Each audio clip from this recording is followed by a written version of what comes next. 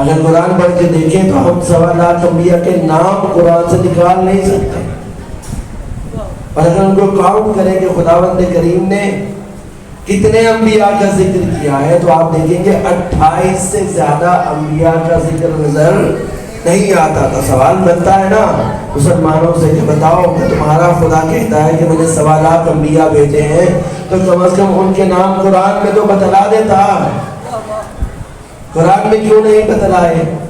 تو ہم پوری امت مسلمہ کو دعوت فکر دیتے ہیں کہ ان ناموں میں کچھ بھی نہیں رکھا ہوا، تم ناموں کے پیچھے نہ جاؤ، تمہیں اگر کچھ دیکھنا ہے تو کردار ڈھونڈنے کی کوشش کرو۔ یعنی خداوند کریم نے ان 28 انبیاء کا ذکر کر کے ایک عام شریف آدمی کے اندر جتنی صفات ہونی چاہیے ان صفات کو ان انبیاء میں قرآن کے اندر گنوا کر بتا دیا۔ لہذا جب ہمیں یہ پتہ چل گیا کہ خداوند کریم نے ان انبیاء کا ذکر کیا ہے تو دیکھیے آئمہ معصومین بھی جس انداز میں گفتگو کرتے ہیں واضح نظر آتا ہے کہ خدا کے ساتھ کنیکشن ہے۔ وہی انبیاء کہ جن کا ذکر خداوند کریم نے قرآن میں کیا ہے، انہی انبیاء کا نام لے کر امام صادق اپنے جد کو سلام کر رہے ہیں۔ یہاں سے پتہ چلتا ہے کہ ایسا کنیکشن ہے خدا اور معصومین کے درمیان۔ ایک مرحلہ آیا کہ رسول خدا کو یہ کہتے ہوئے دیکھا گیا کہ جو دیکھنا چاہتا ہے آدم کو اس کی صفت میں، اور جو دیکھنا چاہتا ہے نوح کو اس کے فہم میں، جو دیکھنا چاہتا ہے ابراہیم کو اس کے علم میں، جو دیکھنا چاہتا ہے زکریا کو اس کی عبادت میں، جو دیکھنا چاہتا ہے نوح کو اس کی فہم و فراست میں، جو دیکھنا چاہتا ہے عیسیٰ کو اس کے مردوں کو زندہ کرنے کی صورت میں، تو اس پر واجب ہے کہ وہ میرے بھائی علی کو دیکھے۔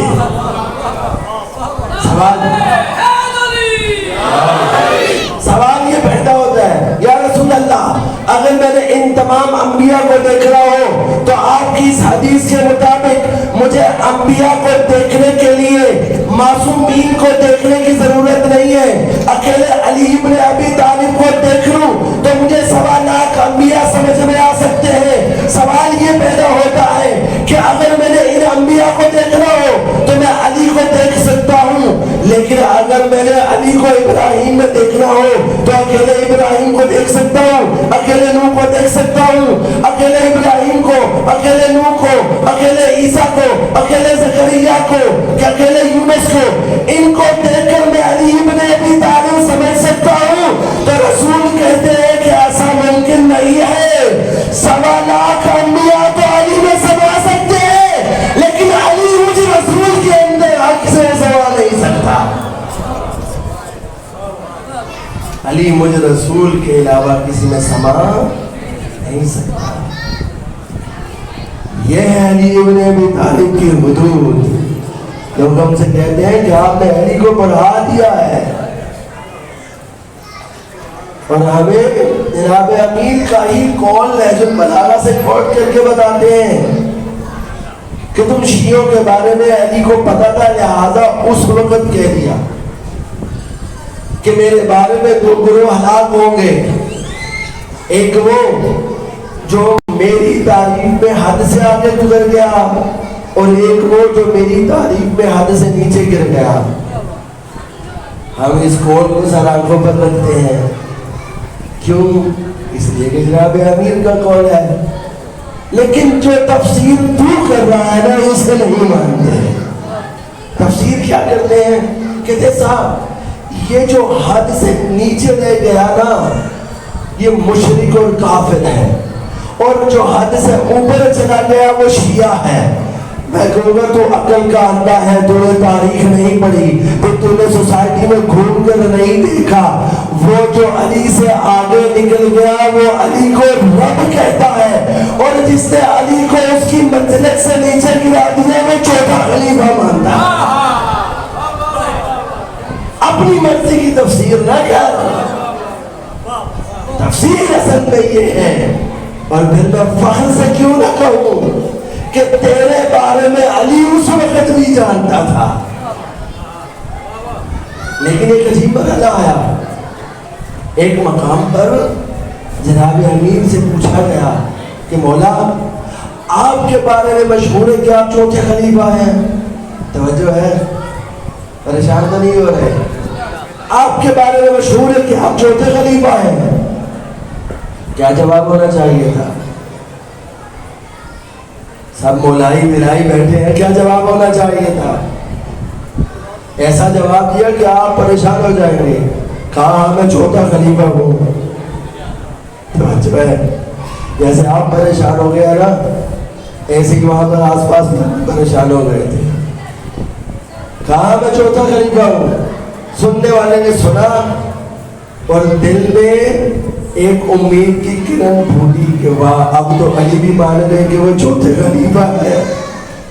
جواب لے کے جانے لگا نا تو امیر المومنین نے کہا سن ادھر آ. واپس آیا. کیا ہوا مولا؟ کہا تو نے اپنی مرضی کا جواب تو لے لیا, وجہ تو نہیں پوچھی. توجہ ہے, اپنی مرضی کا جواب تو لے لیا ہے, وجہ تو نہیں پوچھی. کہا مولا میں وجہ نہیں جانتا, سرکار آپ بھی بتا دیں کہ آپ چوتھے خلیفہ کیسے ہیں. کہا میں چوتھا خلیفہ ہوں, لیکن جن خلیفوں کی تو بات کر رہا ہے وہ زمین خلیفہ ہے. میں جن خلیفوں کی بات کر رہا ہوں وہ آسمانی خلیفے ہیں. علی چوتھا خلیفہ ہے لیکن آسمانی چوتھا خلیفہ ہے, زمینی خلیفوں کو تو تم مانتے ہو. کہا مولا بتائیے کہ وہ چار خلیفہ بھی کون ہے جن میں آپ چوتھے ہیں؟ کہا پہلا آدم, دوسرا داؤد, تیسرا ابراہیم, چوتھا علی ابن ابی طالب.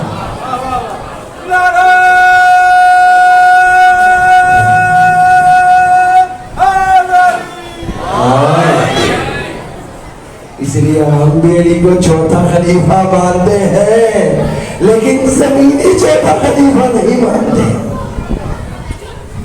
چلیے آگے, خلافت کی بات چل رہی ہے اور پہلا نام آدم کا نام ہے. اس میں صادق آل محمد نے اپنے جد کو سلام کرتے ہوئے کہا السلام علیکم وارث آدم صفوت اللہ. تو آدم کون ہے؟ وہ پہلے نبی کے جس کے بارے میں خداوند کریم نے قرآن میں کیا ارشاد فرمایا, انی جاعل فی الارض خلیفہ. اے آدم میں تجھے زمین پر اپنا خلیفہ بنانے لگا ہوں. توجہ ہے, ملائکہ نے جب یہ سنا نا تو پریشان ہو گئے. کیوں پریشان ہوئے؟ کہ بہرحال تو جس انسان کو بنا رہا ہے نا زمین پر دنگا اور فساد کرے گا, یہ لوگوں کا خون بہائے گا. اچھا ایک جملہ آپ کے بارے میں کہا, ایک جملہ اپنے بارے میں کہا, نحنو نسبح بحمدک ونقدس لک. ہم تیری تسبیح و تقدیس بیان کرتے ہیں. سوال یہ پیدا ہوتا ہے, خدا تو خلیفہ بنا رہا تھا, فرشتے کہہ رہے ہیں ہم تیری تسبیح و تقدیس بیان کرتے ہیں. اگر یہ جواب دیتے کہ بارہا ہمیں اچھی مینجمنٹ آتی ہے, ہم اچھا زمین کو چلا سکتے ہیں, تو انسان کو خلق کرنے کے بجائے ہمیں زمین پر بھیج دے. بنتا تو یہ تھا نا, فرشتوں کو نہیں چاہیے تھا کہ وہ اپنی تسبیح و تقدیس کی بات کرتے, لیکن فرشتوں نے عجیب بات کی, ایک آپ کے بارے میں اور ایک اپنے بارے میں. جب خدا نے یہ سن لیا نا تو اگلا جملہ انتہائی خوبصورت آپ پڑھتے ہیں لیکن شاید اس انداز سے کبھی نہ سنا ہو نہ پڑھا ہو. خدا نے جب یہ سن لیا تو جواب کیا دیا؟ کہا انی اعلم ما لا تعلمون, جو میں جانتا ہوں تو نہیں جانتے. کبھی ایسا ہوتا ہے نا کہ ہم بڑوں کی محفل میں ہو اور کوئی چھوٹا بچہ بولے تو کیا جواب ملتا ہے؟ اپنا منہ بند رکھ, تجھے وہ نہیں پتا جو مجھے پتا ہے. یعنی خدا یہاں پر بتانا چاہتا تھا کہ اگر خلافت کی بات آ جائے تو میں فرشتوں کی بات میں نہیں سمجھتا.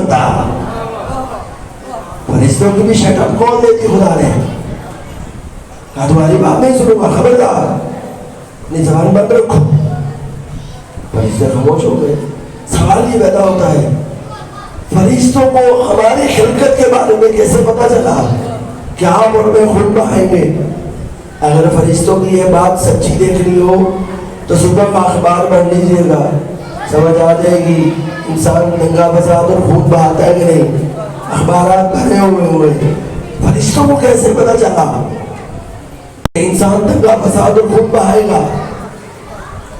فرشتوں نے آدم کی خلقت ہوتے ہوئے دیکھی تھی اور دیکھا تھا خداوند کریم آدم کو 4 چیزوں سے بنا رہا ہے: آگ، پانی، ہوا اور مٹی.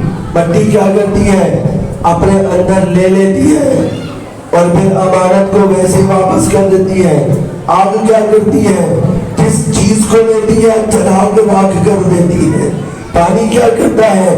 ہمیں سیراب تو کرتا ہے لیکن ایسا فشار دیتا ہے کہ یہ انسان جب غصے میں آتا ہے تو اس کے اندر کا پانی سرخ ہو جاتا ہے، غصے سے لال پیلا ہو جاتا ہے. فرشتوں کو ان 4 چیزوں کے خواص کا پتہ تھا، اسی لیے کہا تھا کہ اللہ تو جس مخلوق کو خلق کر رہا ہے، جن چیزوں سے خلق کر رہا ہے، ان چیزوں کے خواص بتاتے ہیں کہ یہ آپس میں لڑیں گے، مریں گے، ایک دوسرے کا قتل کریں گے. توجہ ہے؟ یہاں تک معاملہ ہو گیا. اگلے مرحلے پر خداوند کریم نے جب آدم کو خلق کر لیا تو قرآن میں کیا کہا؟ وَعَلَّمَ آدَمَ الْأَسْمَاءَ كُلَّهَا ثُمَّ عَرَضَهُمْ عَلَى الْمَلَائِكَةِ فَقَالَ أَنبِئُونِي بِأَسْمَاءِ هَؤُلَاءِ إِن كُنتُمْ صَادِقِينَ. خداوند کریم نے آدم کو خلق کرنے کے بعد کچھ اسماء سکھا دیے اور اس کے بعد ملائکہ سے کہا کہ تم کہتے ہو کہ زمین پر آدم کو خلق کرنے کی بجائے ہمیں بھیج دے تاکہ ہم تیرے خلیفہ بنے، کیونکہ ہم تیری تسبیح و تقدیس کرتے ہیں. تو اب چھوٹا سا ٹیسٹ ہوگا، آدم سامنے آئے گا، فرشتے بھی موجود ہوں گے، خداوند کریم امتحان لے گا، تو پھر دیکھیں گے کہ زمین پر خلیفہ بنانا کس کو ہے. توجہ ہے آپ کی؟ بور تو نہیں ہو رہے، پریشان تو نہیں ہو رہے؟ جب یہ سنا نا تب یہاں پر عدل پروردگار کیسا عدل ہے ایک مثال کے ذریعے سمجھاؤ. 7 کلاس کے 2 اسٹوڈنٹس ہیں، دونوں سے میں کہتا ہوں تمہارا امتحان ہوگا اور ایک بچے کو پہلے ہی پرچہ بتا دوں، دوسرے کو نہ بتاؤں، تو آپ کیا کہیں گے کہ بھلا یہ عدل تو نہیں ہے، یہ تو زیادتی ہے. یا تو دونوں بچوں کو بھی دے دو، دونوں بچوں کو بتا دو، یا دونوں کو نہ بتاؤ. خداوند کریم نے آدم کو نئے نام سکھائے لیکن ملائکہ کو نہیں سکھائے اور کہا کہ امتحان ہوگا. تفسیر کہتی ہے کہ خداوند کریم نے اس سے پہلے ملائکہ کو وہ تمام نام سکھا دیے تھے، لیکن جب امتحان کا وقت آیا اور خداوند کریم نے جو نام سکھائے تھے جب پوچھا کہ ان ناموں کو بتاؤ تو فرشتے پریشان ہو گئے. آدم کے سامنے وہ فرشتے بول نہیں پائے. جو ہے آپ کی ثم عرضهم على الملائكة فقال انبئوني باسماء هؤلاء ان كنتم صادقين. خداوند کریم نے فرشتوں سے کہا اگر سچے ہو تو ان کے اسماء بتاؤ. وہ کون تھے؟ وہ کون لوگ تھے کہ جن کے اسماء خداوند کریم نے آدم کو سکھلائے؟ یہاں پر علامہ نقل کا بہت خوبصورت جملہ ہے. خداوند کریم ان کے درجات بلند کرے. وہ کہتے ہیں عقل انسانی پہلی دفعہ خداوند کریم کی بارگاہ میں ملائکہ کے سامنے آشکار ہو کر آئی. جب ملائکہ بول نہیں پائے تو آدم بولے. کیا بولے؟ کچھ نور دیکھے آدم نے. ان نور کے اندر کچھ صفات نظر آئی. جب ان صفات کو دیکھنا شروع کیا نا تو جس نور کے اندر صفت محمود نظر آئی اس کا نام محمد بتا دیا. جس نور کے اندر صفت علی نظر آئی اس نور کا نام علی بتا دیا. جس نور کے اندر فاطر السماوات کی صفت نظر آئی اسے فاطمہ بتا دیا. جس نور کے اندر صفت محسن نظر آئی اسے حسن بتا دیا. اور جس نور کے اندر قدیم الاحسان کی صورت نظر آئی اسے بتا دیا.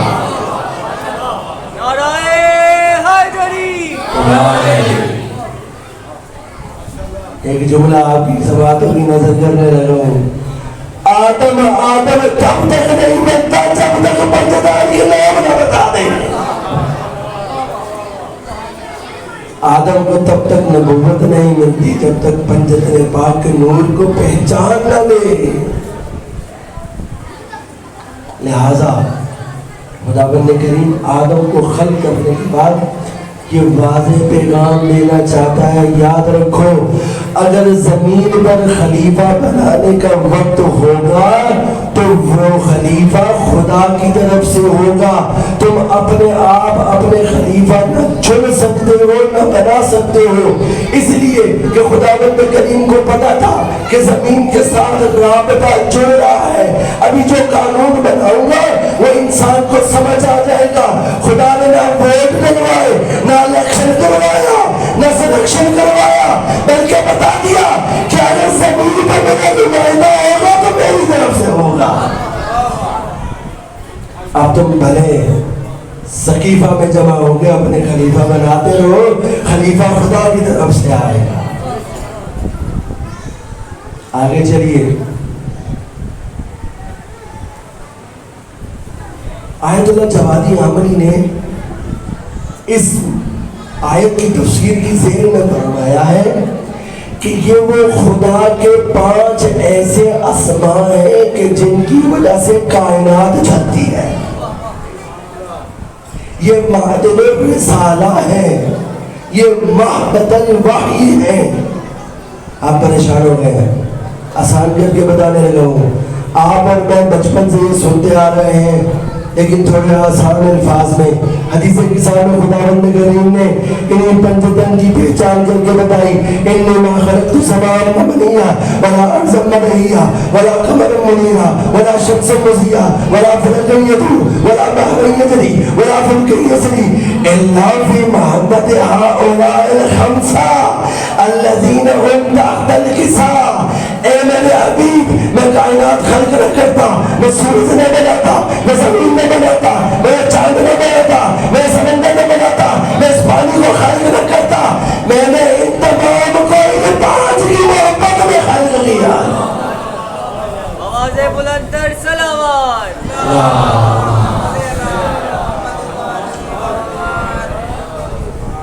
یہ ہستیاں تو دور کی بات ہے, کائنات ان کی محبت کے صدقے میں خلق ہوئی ہے. اب ان جملائز کرو, ہمارے یہاں بڑا رواج چل پڑا ہے. جگہ جگہ میں عزا خانوں کو آگ لگائی جاتی ہے, علم کو آگ لگائی جاتی ہے, تعزیانے برسائے جاتے ہیں. ابھی حال ہی میں کچھ ایسے واقعات رونما ہو رہے ہیں, دعوت فکر ہے ان کو. تم یہ 4-5 عزا خانے جلا کر سمجھتے ہو ذکر حسین ابن علی جل جائے گا, ذکر حسین ابن علی رک جائے گا. اور چاہیے اگر حسین ابن علی کا ذکر روکنا ہے تو تمہیں پوری کائنات جلانی پڑے گی, کیونکہ جب تک حسین کی محبت ہے کائنات باقی رہے گی, یہ ذکر ہوتا رہے گا. آدم جسے خداوند کریم نے اپنے نبی کے طور پر چن لیا, تمام فرشتوں سے کہا کہ جب آدم تمہارے سامنے آئے نا تو سجدہ ریز ہو جانا. توجہ کیجئے گا, فرشتوں سے خدا کیوں کہہ رہے سجدہ ریز ہو جانا؟ وہ تو پہلے ہی سجدے میں ہے. جو قیام کے لیے خلق ہوا ہے وہ سدا قیام میں ہے. جو سجدے کے لیے خلق ہوا ہے وہ سدا سجدہ کر رہا ہے. جو تسبیح کے لیے خلق ہوا ہے وہ سجدہ تسبیح کر رہا ہے. باہر ہی رہا. یہ تو پہلے ہی تیری عبادت کر رہے ہیں, پہلے ہی سجدے کر رہے ہیں. انہیں اور سجدوں کی ضرورت نہیں. کیوں؟ اس لیے کہ اگر کوئی فرشتہ اپنی حد سے زیادہ سجدے کرے گا تو خدا اس کے ثواب میں اضافہ نہیں کرنے والا. کوئی فرشتہ اپنی حد سے زیادہ قیام کرے گا, خدا اس کے ثواب میں اضافہ کرنے والا نہیں ہے. کیوں؟ خدا نے ان کو پہلے ہی عبادت کے لیے کیا ہے. تو ثواب کسے دے گا؟ یا آپ کو دے گا یا مجھے دے گا. آپ ایک سجدہ کریں گے, خدا محبت کے ساتھ قبول کرے گا. ذکر حسین بن علی میں ایک آنسو بہائیں گے, محبت کے ساتھ قبول کرے گا. آپ کے اور میرے ثواب میں تو اضافہ ہو سکتا ہے, یہ تو سمجھ میں آتی ہے, لیکن ملائکہ کے ثواب میں تو اضافہ ہی نہیں ہے نا. تو پھر ان سے سجدہ کیوں کروا رہا ہے؟ ان سے سجدہ کیسا؟ تو خدا کی آواز آئے گی, ابھی صرف اس سجدے کو نہیں دیکھو بلکہ جو اس کا نتیجہ کی طرف غور کرنا. نتیجہ کیا ہے؟ توجہ رکھیے. نتیجہ کیا ہے؟ نتیجہ یہ ہے کہ خداوند کریم نے تمام کی تمام ملائکہ سے کہا کہ سجدہ کرو. جب تمام ملائکہ سجدہ کرنے لگے تو وہ ایک ابلیس جو ان کے اندر گھس بیٹھیا بن کے بنا بیٹھا ہوا تھا, اس نے سجدہ نہیں کیا. اس نے سجدہ نہیں کیا. خداوند کریم بتانا چاہتا تھا کہ اصل مقصد سجدہ نہیں ہے, بلکہ تمہارے اندر بیٹھا ہوا وہ گھس بیٹھی ہے جسے میں تمہاری پہچان کروانا چاہتا ہوں. کیا مطلب واضح کرنا لگا ہوں. اگر مومنین کے ساتھ کوئی منافق آ کر بیٹھ جائے, خدا کا ذکر ہوگا تو وہ ذکر کرے گا. خدا کا ذکر ہوگا وہ نعرہ تکبیر بلند کرے گا. مصطفیٰ کا ذکر ہوگا وہ یا رسول اللہ بلند کرے گا.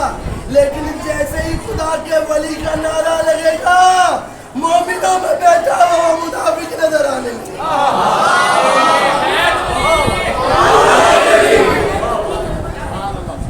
مومنوں میں بیٹھا ہوا منافق نظر آنے لگے. خدا بتانا چاہتا تھا کہ اگر میرے ولی کا ذکر ہو اور کوئی سجدے میں نہ جائے تو یاد رکھنا میرا بندہ نہیں ہو سکتا, وہ صرف ابلیس ہو. بس عزادارو,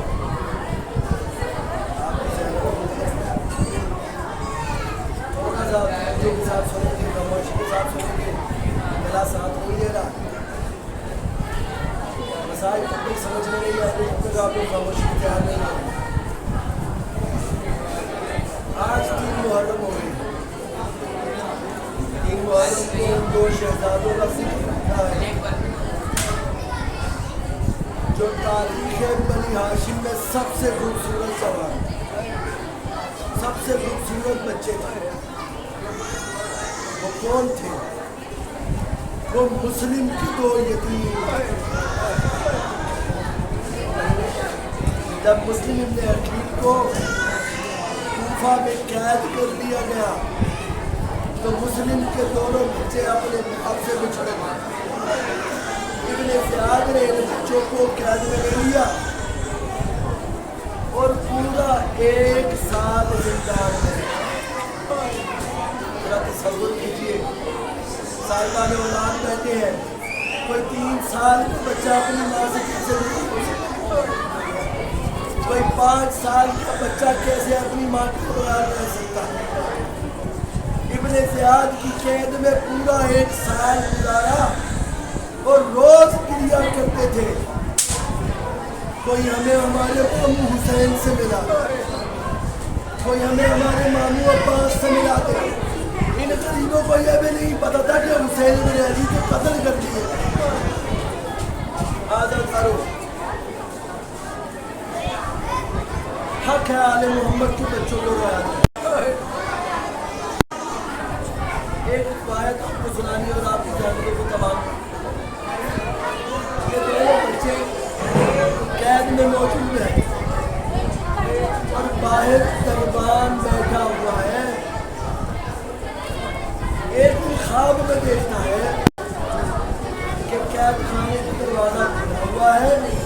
एक दिन का गोश बीवी दाखिल होती है, दोनों बच्चों को अपने साथ लगाती है और बैन करना शुरू करती है। मैंने आगे बढ़ कर देखा कि ये बीवी क्या कह रही है। जैसे ही मैं आगे बढ़ा ना तो मैंने क्या देखा, वो बीवी बैन कर रही है और मुझसे पूछती है, जरा ये तो बता, तेरे बच्चे घर में खाना खाए, तेरे बच्चे घर में पानी पिए, तेरे बच्चे घर में खुली हवा में रहे, सारा के बच्चों का क्या कसूर है? सारा के बच्चों ने तेरा क्या बिगाड़ा है कि तूने जिंदान में कैद करके रखा हुआ है? ये ख्वाब से बेदार हुआ, परेशान हुआ, आगे बढ़ा, देखा कि खाने में कोई बीवी मौजूद है, देखा कोई बीवी मौजूद नहीं है। आगे बढ़ के दोनों शहजादों से कहने लगा, जरा ये बताओ तुम कौन हो? बड़े शहजादे ने कहा कि मेरा भाई अभी सो रहा है, थोड़ी देर के लिए खामोश हो, बड़ी मुश्किल से सोया। कहा तेरा भाई सो रहा है या मर गया?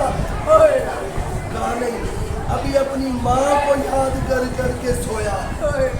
1 साल हो गया मैंने अपनी माँ की ज़ियारत नहीं की, 1 साल हो गया मैंने अपने बाप की शक्ल नहीं देखी। कहा अच्छा ये बताओ तुम कौन हो? कहा क्या तूने रसूलुल्लाह का नाम सुना है? कहा मैं उसका कलमा गो हूँ। कहा अच्छा, रसूल का एक चचाजाद भाई अली था, क्या उसका नाम सुना है? कहा मैं अली की विलायत को मानने वाला हूँ। कहा अच्छा, अली का एक भाई अकील था, हम उसके बेटे की औलाद हैं। अब जब ये सुना ना, ये परेशान हो गया, दौड़ के अपने घर गया। इसकी बीवी मोमिना खातून थी। डॉक्टर अपनी बीवी से कहने लगा, जरा जल्दी से उठ, मेरे साथ जिंदान चल। कहा क्या बात है? कहा मुझे नहीं पता।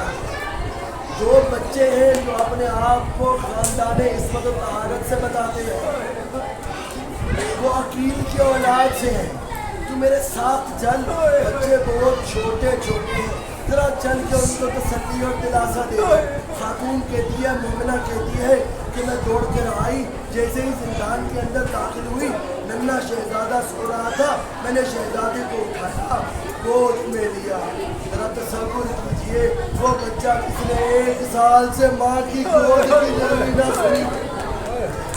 जैसे ही खातून की गोद में आया, उसकी गर्मी को महसूस किया, तो अब वो बच्चा रोने लगा। कहा मदीना वापिस आ गए, क्या मैं अम्मा की गोद में आ गया हूँ?